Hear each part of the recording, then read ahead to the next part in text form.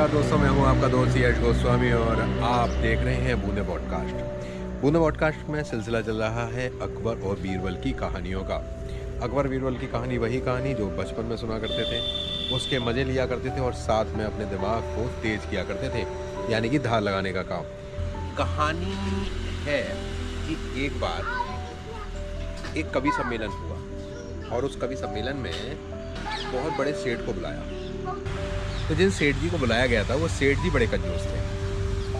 अब हुआ क्या कि कविता पाठ खत्म हो गया, सेठ जी ने तालियां बजा दी और जो इनाम की राशि थी वो सेठ जी को ही देनी थी। सेठ जी बोले, मैं बहुत खुश हूँ, कभी आप कल मेरे घर आना। कभी ने सोचा कि शायद कुछ बड़ा इनाम मिलेगा मेरे को, इसलिए सेठ जी ने मुझे अपने घर बुलाया है। और वो खुशी खुशी अपने घर चले गए और दूसरे दिन सेठ जी के घर पहुंच गए। सेठ जी बोले, जैसे आपने मुझे अपने काव्य पाठ करके खुश किया था, मैंने भी आपको घर पे बुलाकर खुश कर दिया। अब हिसाब बराबर हो गया। मैं आपसे कुछ नहीं लेके आया था, आप मुझसे कुछ नहीं लेके जाएंगे। कभी को लगा था कि मुझे कुछ इनाम मिलेगा और ये बात उस कवि ने जाकर बीरबल को बताई। बीरबल बोले, बस इतनी सी बात, अब तुम जाओ और उन सेठ जी से दोस्ती बढ़ाओ और उनको अपने यहाँ खाने पे बुलाओ।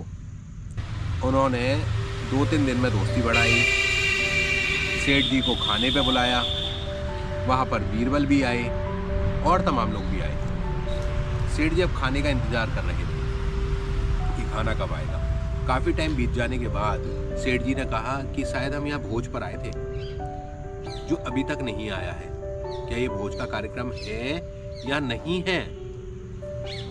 तो बीरबल बोले कि जैसे आपने इनको खुश किया था अपने घर बुलाकर, इन्होंने भी आपको खुश कर दिया अपने घर बुलाकर।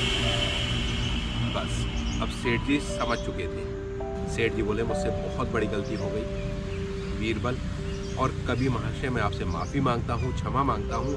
आपकी इनाम की राशि मैं आपको यहीं देकर जाता हूँ। तो बस अगर किसी को किसी की गलती का एहसास दिलाना है तो लड़कर नहीं, उसको उसी की भाषा में आप एक याद करा सकते हैं कि आपको गलत किया है। सिलसिला आगे बढ़ता रहेगा, हमारे साथ जुड़े रहिए। तब तक के लिए नमस्कार।